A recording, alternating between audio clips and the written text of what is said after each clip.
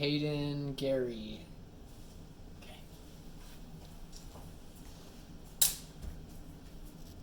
I will try to express myself as freely as I can and as wholly as I can, using for my defenses the only arms I will allow myself to use: silence, exile, and cunning.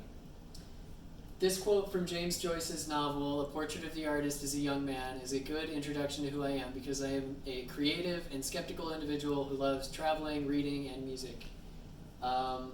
So, for my contribution, I would like to describe myself using 3 adjectives. First being that I am adventurous, I am creative, and I am also sentimental. So, to begin today, I would like to say that I am full of wanderlust and I've always had a love for traveling. I grew up in San Diego, California, and I found adventures as a kid by climbing rocks, climbing trees, and having a good old California childhood. So, as a kid, I also did backpacking trips with my father, who's here in the audience today, and as well as canoeing trips and other hiking trips, road trips, you name it. So at some point I had to move away from California with my family due to circumstances, and after some needed personal growth, I found that although leaving home was heartbreaking, I found that I turned it into a positive, because I was leaving behind a lot of the socially draining behaviors, attitudes, and lifestyles that I was living in California. So this realization came at a moment when I really needed to find another mode of self-expression. And that brings me to my next point, which is a little bit of history about my creative endeavors and life.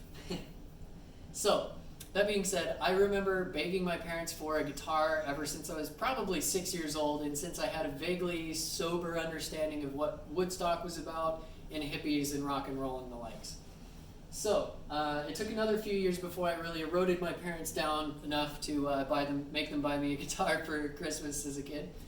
And my creative outlets since have expanded out to reading and a love for words as well.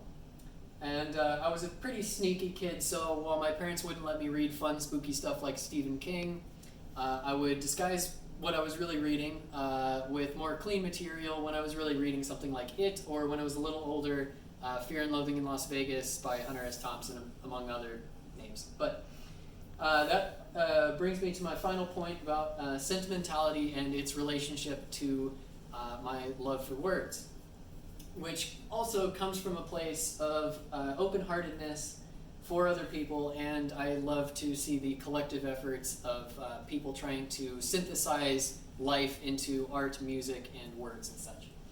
So, after leaving California, I was very heartbroken, as I mentioned, and I was struggling with deciding if I really wanted to study music or if I wanted to study something else or move on with my life in some other way. I had found that leaving California was good for me, because I reconnected to my love for reading as a kid. And I found that I was never really alone in my worries and thoughts about the world and my place in it. So I found that being alone could be one of the most beautiful things that a person can experience. But I also knew for a long time that being lonely and loneliness and such, boredom and such, can also turn sour. And I had found at the time that if I had stayed in California, I would have eventually found that sour type of loneliness that is a little bit more heartbreaking and not such a good thing.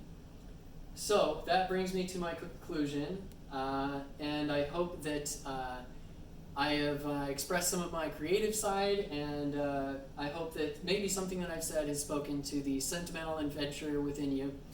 And in this speech, I hope that I have highlighted my adventurous, creative, and sentimental endeavors. And thank you for watching. Good night.